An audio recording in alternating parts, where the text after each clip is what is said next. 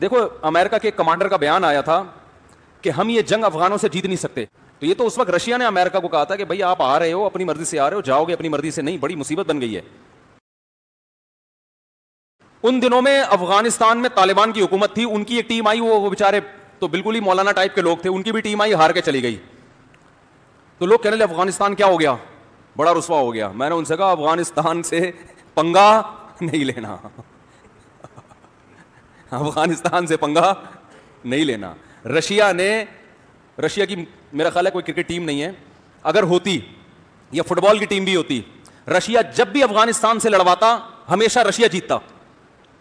Russia نے غلطی یہ کی کہ اپنی سرخ فوج بھیج دی جو امریکہ کی ٹکر کی تھی. اس نے کہا افغانستان کے میدان میں بم کھیلیں گے ہم. آئی بات سمجھنے؟ اس میں پٹ کے واپس گیا کہ نہیں گیا؟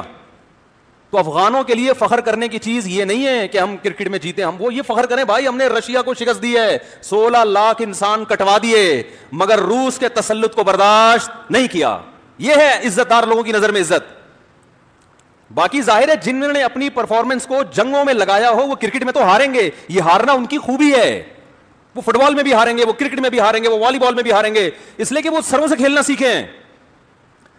نہیں آ رہی بات, وہ سپر پاور سے کھیلنا سیکھیں بھائی. آپ ان سے پھٹا کر کے دیکھو.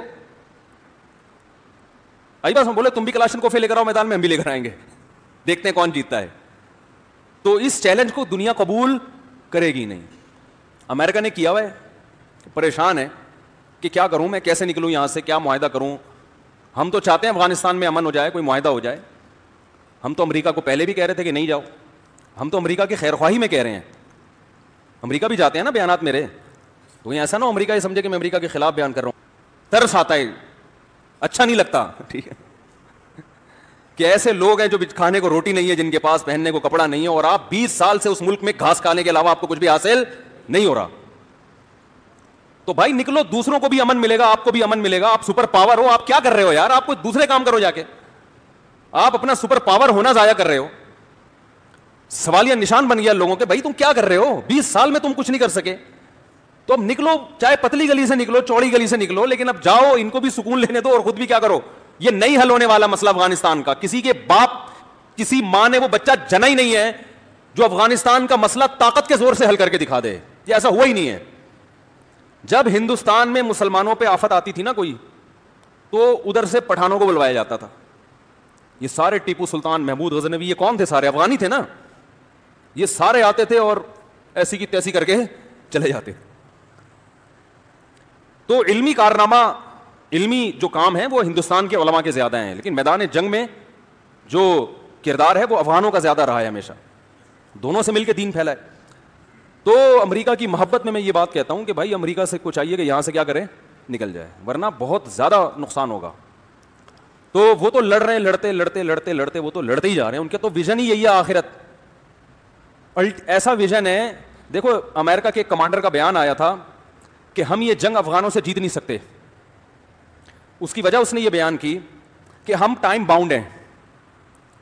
بھائی جب بھی کوئی جنگ چھیڑی جاتی ہے تو اس میں ایک ٹائم ہوتا ہے نا کہ اس ٹائم کے اندر اندر ہم نے ہدف حاصل کر لینا ہے. ایسا تھوڑی کہ لامتناہی جنگ لڑتے ہی رہے, کوئی رزلٹ ہی نہیں آ رہا, بس لڑتے چلے جاؤ. ایسا تو دنیا میں کوئی نہیں کرتا نا. انہوں نے کہا یہ جو جنگ لڑ رہے ہیں نا, ان کے پاس ٹائم بہت ہے, کیونکہ ان کا نظریہ ہے کہ ہم شہید ہو کے جنت میں جاتے ہیں, تو جتنے چلے جائیں, جتنے زیادہ چلے جائیں, کوئی مسئلہ نہیں ہے. ٹھیک ہے نا, آج نہیں جاتے کل چلے جائیں, کل نہیں تو 50 سال بعد چلے جائیں, ہم نہیں جا سکے تو ہماری نسلیں چلی جائیں.